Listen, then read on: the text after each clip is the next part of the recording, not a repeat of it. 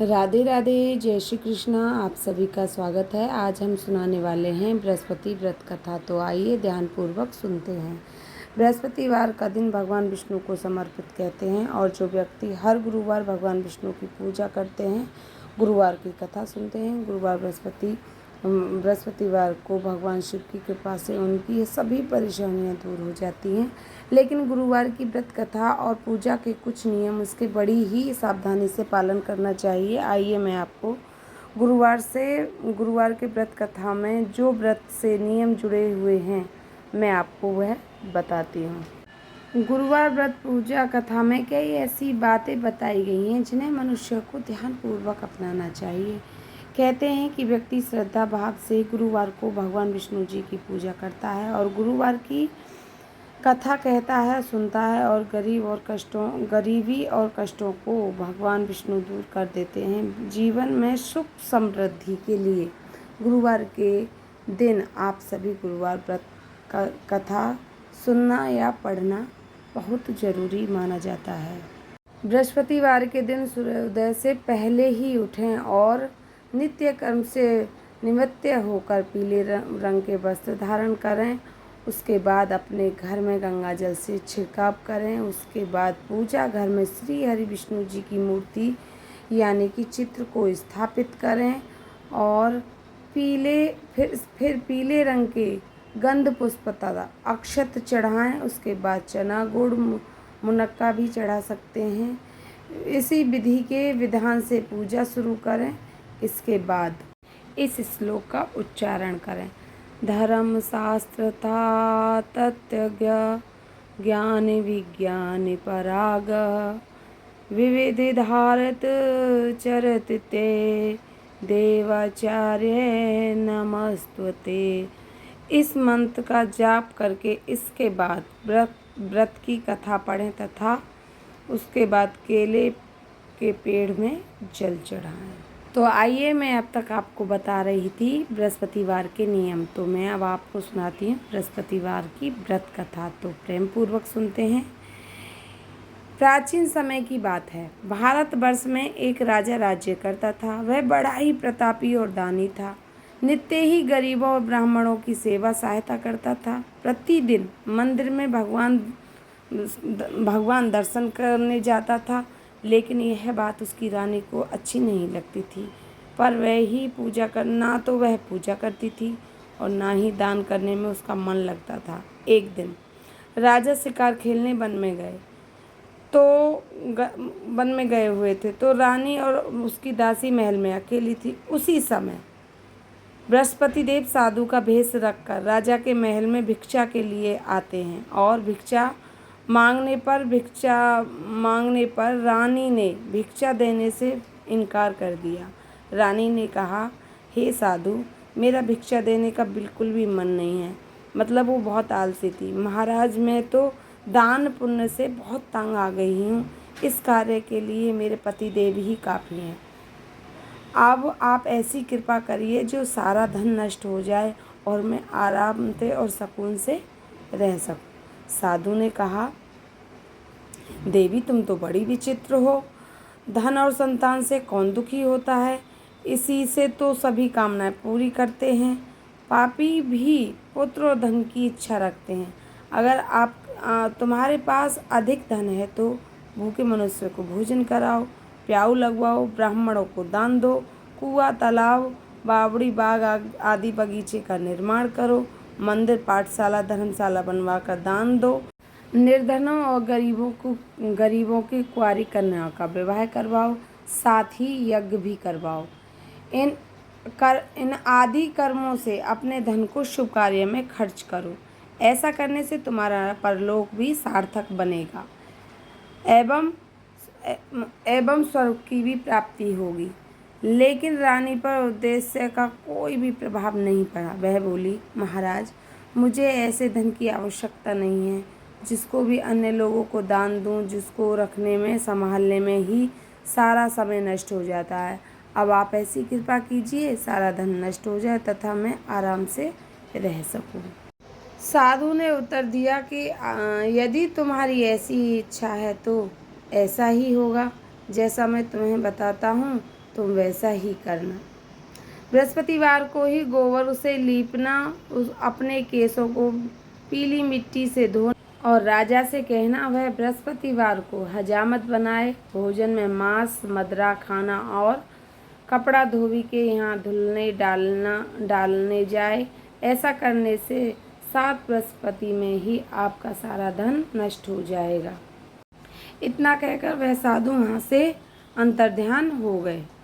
उसके बाद रानी ने वही किया जो साधु ने बताया था। 3 बृहस्पति ही बीते थे कि उसकी समस्त धन संपत्ति नष्ट हो गई और फिर भोजन के लिए राजा रानी तरसने लगे। एक दिन राजा ने रानी से कहा कि तुम यहाँ रहो, मैं दूसरे देश में जाकर नौकरी करता हूँ, क्योंकि यहाँ तो मुझे सारे लोग जानते हैं, इसीलिए कोई भी कार्य नहीं कर सकता। देश में चोरी और परदेश में भीख बराबर है। ऐसा कहकर राजा परदेश चला गया। वहाँ जंगल को जाते और लकड़ी काट कर लाता और शहर में बेचता। इसी तरह जीवन व्यतीत करने लगा। इधर राजा के बिना रानी और दासी दुखी रहने लगीं। किसी दिन भोजन मिलता और किसी दिन जल पीकर रह जाती।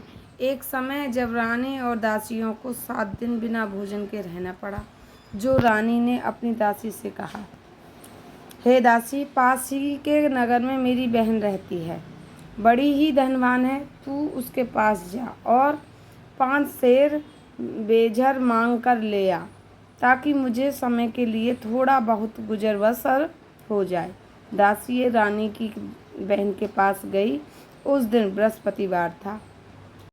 रानी की बहन उस समय बृहस्पतिवार की कथा सुन रही थी। दासी ने बहन को अपनी रानी का संदेश दिया, लेकिन रानी की बहन ने कोई भी उत्तर नहीं दिया। जब दासी को रानी की बहन का कोई उत्तर नहीं मिला, वह बहुत ही दुखी हुई और क्रोध भी आया। दासी फिर वापस आकर रानी को सारी बात बता दी। यह सुनकर रानी ने कहा कि दासी, इसमें उसका कोई दोष नहीं है। जब बुरे दिन आते हैं तब कोई सहारा नहीं देता। अच्छे बुरे का पता विपत्ति में ही लगता है। जो ईश्वर की इच्छा होगी वही होगा। यह सब हमारे भाग्य का दोष है। यह सब कहकर रानी ने अपने भाग्य को कोसा। इधर रानी की बहन ने सोचा कि मेरी बहन की दासी आई थी, लेकिन मैं उससे नहीं बोल पाई, जिससे वह बहुत दुखी हुई होगी। कथा सुनकर पूजा समाप्त कर वह अपनी बहन के घर गई और कहने लगी, हे बहन, मैं बृहस्पतिवार का व्रत कर रही थी। दासी तुम्हारी गई थी, लेकिन मैं जब तक कथा मेरी पूरी नहीं होती तब तक ना तो मैं बोलती हूँ और ना ही मैं उठती हूँ, इसीलिए मैं नहीं बोली। कहो दासी, क्यों गई थी? रानी बोली, हमारे घर में नाज नहीं है। ऐसा कहते कहते रानी की आंख भर आई। उसने दासी समेत 7 दिन तक भूखा रहने की बात कही, अपनी बहन को बता दी। इसीलिए मैंने दासी को तुम्हारे यहाँ 5 सेर बेझर लाने के लिए इसलिए भेजा था। रानी की बहन बोली, बहन देखो, बृहस्पति देव की सबकी मनोकामना पूर्ण करते हैं। देखो, शायद तुम्हारे घर में भी अनाज रखा हो। पहले तो रानी को विश्वास नहीं हुआ, परंतु बहन के आग्रह पर उसने अपनी दासी को अंदर भेजा। दासी घर के अंदर गई तो वहाँ उसे एक घड़ा बेझर से भरा मिला। उसे बड़ी हैरानी हुई। उसने बाहर आकर रानी को बताया। रानी ने कहने लगी कि हे रानी, जब हमको भोजन नहीं मिलता, जब हम व्रत ही तो करते हैं, इसीलिए इससे व्रत और कथा की विधि पूछ ही ली जाए। हम भी व्रत किया करेंगे, दासी कहने लगी। पर रानी ने अपनी बहन से बृहस्पति व्रत के बारे में पूछा।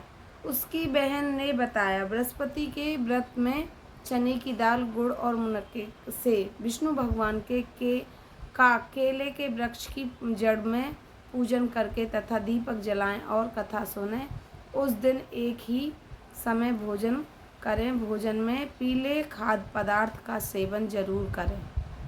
इससे गुरु भगवान प्रसन्न होते हैं, अन्न और पुत्र और धन का वरदान देते हैं, साथ ही सारी मनोकामनाएं पूरी करते हैं। व्रत में पूजा विधि बताकर रानी की बहन अपने घर को लौट आई। रानी और दासी दोनों ने निश्चय किया कि बृहस्पति देव भगवान का पूजन जरूर करेंगे। 7 रोज बाद जब बृहस्पतिवार आया तो उन्होंने व्रत रखा। घुड़साल में जाकर चना गुड़ वीन लाई थी, उसकी दाल से ही केले की जड़ में तथा विष्णु भगवान का पूजन किया। अब वह पीला भोजन कहाँ से आए। दोनों बड़ी ही दुखी थी, परंतु उन्होंने व्रत किया तथा इसीलिए बृहस्पति देव भगवान प्रसन्न थे। एक साधारण व्यक्ति के रूप में वे 2 थालियों में पीला भोजन लेकर आए और दासी को देकर बोले, दासी, यह भोजन तुम्हारे और तुम्हारी रानी के लिए है, इसे तुम दोनों ग्रहण करना। दासी भोजन पाकर बहुत प्रसन्न हुई। उसने रानी से कहा, चलो रानी जी भोजन कर लो। परंतु रानी को भोजन आने के बारे में कुछ नहीं पता था तथा इसीलिए उसने कहा कि जा तू ही भोजन कर ले, तू व्यर्थ में हमारी हंसी उड़ाती है। तब दासी ने कहा, एक व्यक्ति भोजन दे गए हैं। तब रानी ने कहा, वह व्यक्ति तेरे लिए भोजन दे गया होगा, तू ही भोजन कर ले। तब दासी ने कहा, वह व्यक्ति हम दोनों के लिए 2 थालों में सुंदर पीला भोजन देकर गया है, इसीलिए मैं और आप दोनों ही साथ में भोजन करेंगे। यह सुनकर रानी बहुत प्रसन्न हुई और दोनों ने ही गुरु भगवान को नमस्कार कर भोजन किया।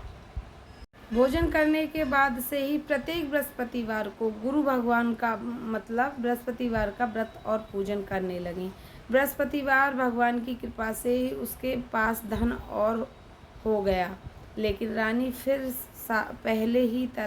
पहले की ही तरह आलस्य करने लगी। तब दासी बोली, देखो रानी, तुम पहले भी इस प्रकार आलस करती थी, तुम्हें धन के रखने से कष्ट होता था, इस कारण सभी धन नष्ट हो गया। अब गुरु भगवान की कृपा से धन मिला है तो फिर तुम्हें आलस्य होता है। बड़ी मुसीबतों के बाद हमने यह धन पाया है, इसीलिए हम दान पुण्य करना चाहिए। अब तुम भूखे मनुष्यों को भोजन कराओ, प्याऊ लगवाओ, ब्राह्मणों को दान दो, कुआं, तालाब, बावड़ी और बाग बगीचे आदि का निर्माण कराओ, मंदिर, पाठशाला और धर्मशाला बनवाकर दान दो, निर्धनों की कुंवारी कन्याओं का विवाह कराओ, साथ ही यज्ञ आदि कर्म करो, अपने धन को शुभ कार्यों में खर्च करो, जिससे तुम्हारे कुल का यश बढ़ेगा और स्वर्ग प्राप्त होगा और पितृ प्रसन्न होंगे। दासी की बात मानकर रानी शुभ कर्म करने लगी।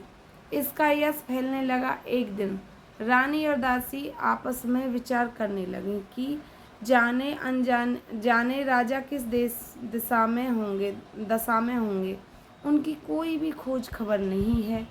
उन्होंने श्रद्धापूर्वक बृहस्पति भगवान से प्रार्थना की, राजा कहीं भी हो, शीघ्र ही घर वापस आ जाए। उसी रात्रि को बृहस्पति देव ने राजा को सपने में कहा, हे राजन, उठो, तेरी रानी तुम्हें याद करती है, अपने देश को लौट जाओ। राजा प्रातःकाल ही उठा और जंगल से लकड़ी काटने के लिए जंगल की ओर चल पड़ा। जंगल से गुजरते हुए विचार करने लगा कि रानी की गलती से मुझे कितने दुख भोगने पड़ रहे हैं।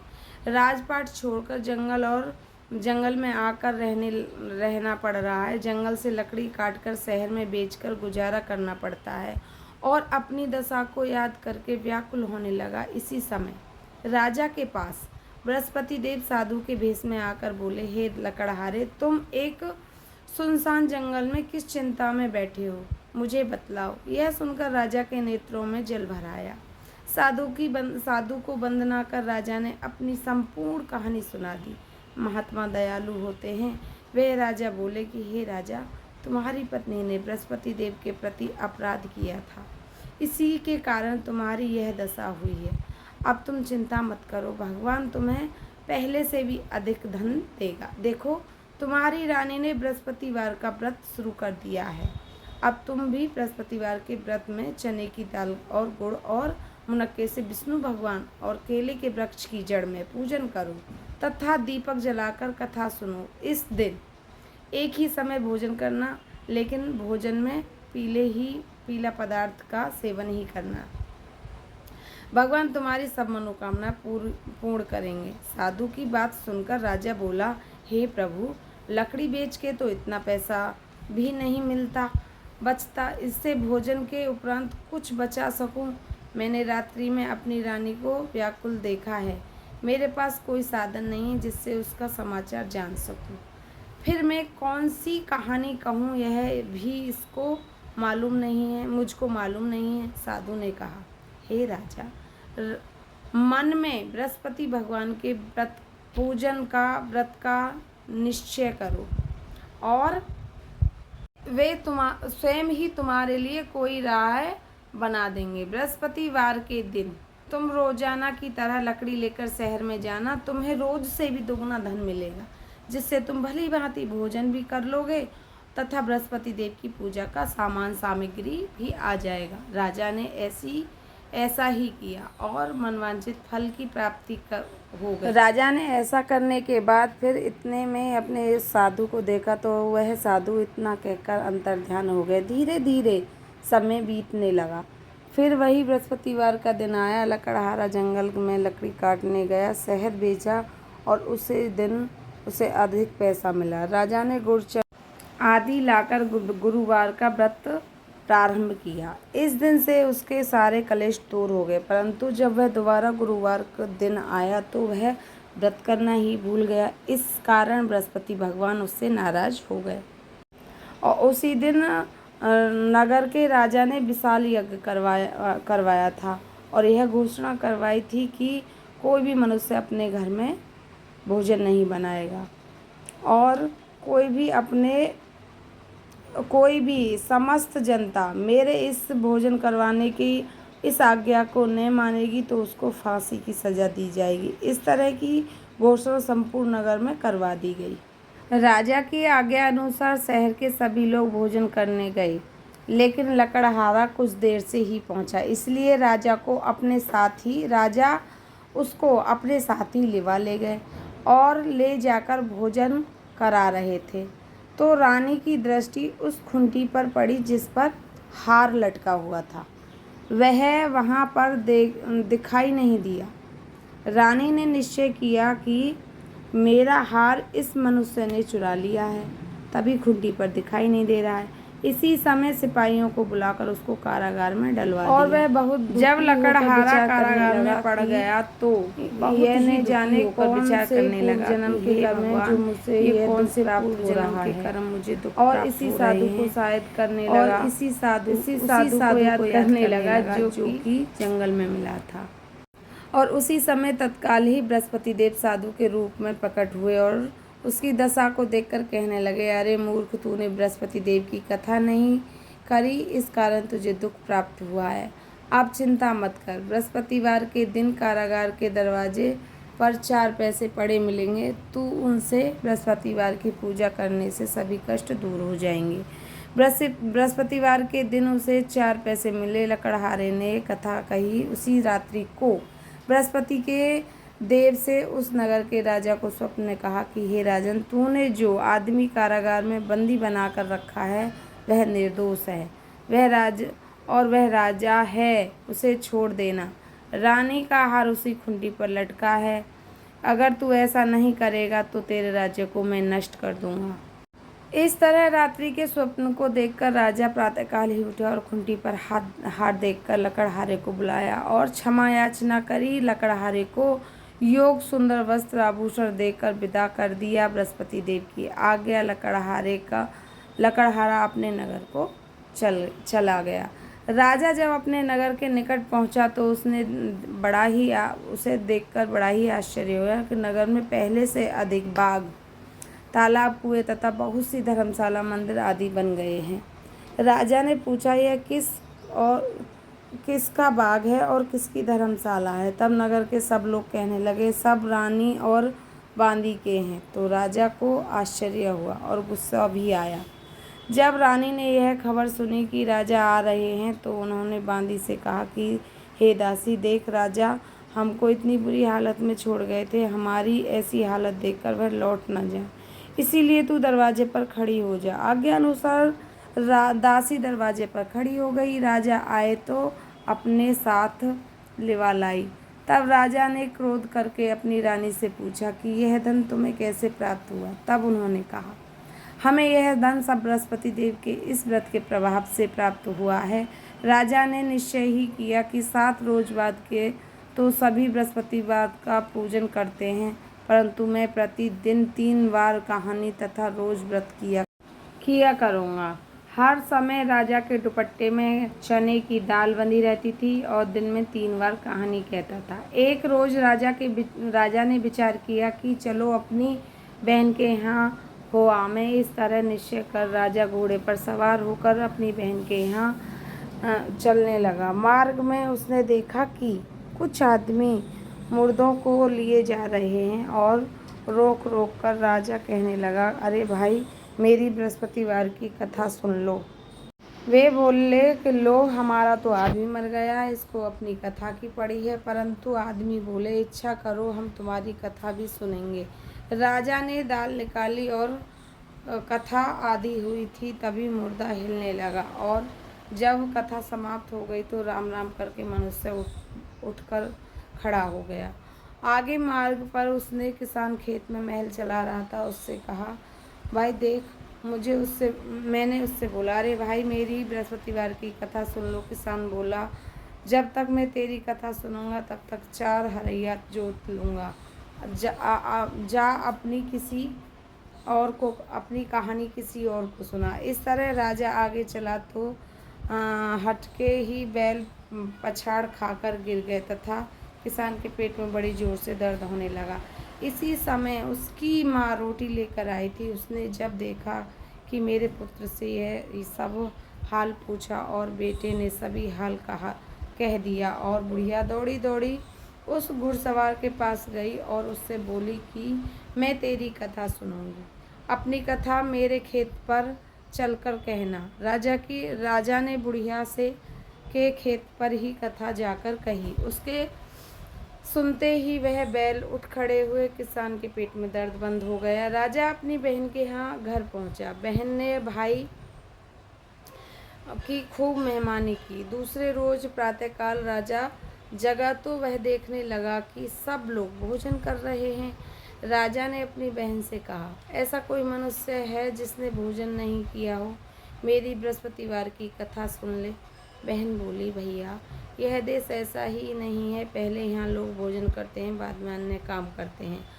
अगर कोई पड़ोस में हो तो देख।